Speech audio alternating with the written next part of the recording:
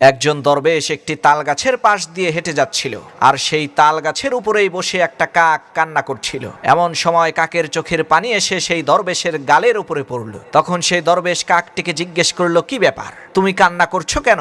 তখন সেই কাক বলল, হুজুর, আমার শরীরের রং কালো বলে কেউ আমাকে ভালোবাসে না, সবাই আমাকে তাড়িয়ে দেয়। ডাস্টবিনের ময়লা খেয়েই আমাকে বেঁচে থাকতে হয়। আমার গায়ের রংটা যদি হাঁসের মতো সাদা হতো তাহলে কতই না ভালো হতো। কাকের এই কথা শুনে দরবেশ বলল, ঠিক আছে, আমি আল্লাহর কাছে দোয়া করে তোমাকে হাঁস বানিয়ে দিব, তবে হাঁস হওয়ার আগে একবার তার সাথে সাক্ষাৎ করে আসো। তো দরবেশের কথা অনুযায়ী সেই কাকটা হাঁসের কাছে গিয়ে বলল, হাঁস ভাই, কি আলিশান জীবন তোমার, কত সুন্দর সাদা ধবধবে গায়ের রং, কত শান্তিতেই না তুমি আছো।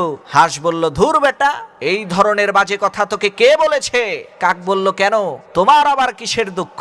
তখন হাঁস বলে উঠল, আরে ভাই, আমার যে গায়ের সাদা রং, এটা কোনো রং হইল?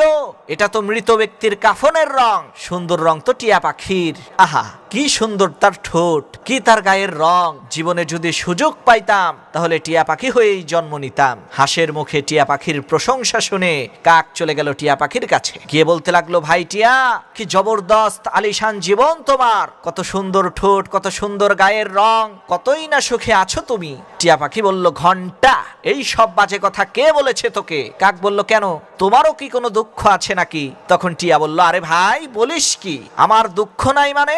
আমি তো এই গাছের ডালে বসে খেয়াল করে দেখলাম তুই এই গাছের চারপাশ দিয়ে কয়েকবার চক্কর মেরেও আমাকে খুঁজে পাচ্ছিলি না, কারণ আমার রঙও সবুজ, গাছের রঙও সবুজ। আরে ভাই, সুন্দর রং তো ময়ূরের, সে যখন তার ডানা উঁচু করে পাখনা মেলে নৃত্য করে, লোকেরা তার ছবি তোলে। আমার যদি সুযোগ হতো আমি ময়ূর হয়েই জন্ম নিতাম। তো টিয়া পাখির মুখে ময়ূরের প্রশংসা শুনে এইবার কাক ময়ূরের কাছে যেয়ে বলল, ভাই ময়ূর, তোমার চাইতে সুখী মনে হয় আর কেউ নাই। তখন ময়ূর বলল, ধুর বেটা, এই রকমের অশালীন বাজে কথা কে বলেছে তোকে? কাক বলল, কেন, তোমারও কি আবার কোনো দুঃখ আছে নাকি? তখন ময়ূর বলল, আরে ভাই, গতকালকে শিকারীরা আমার মাকে তুলে নিয়ে গেছে, তার পালক খুলে সারা শহরের মধ্যে বিক্রি করা হবে। লোকেরা এই পালকগুলো তাদের ঘরের মধ্যে সাজিয়ে রাখবে।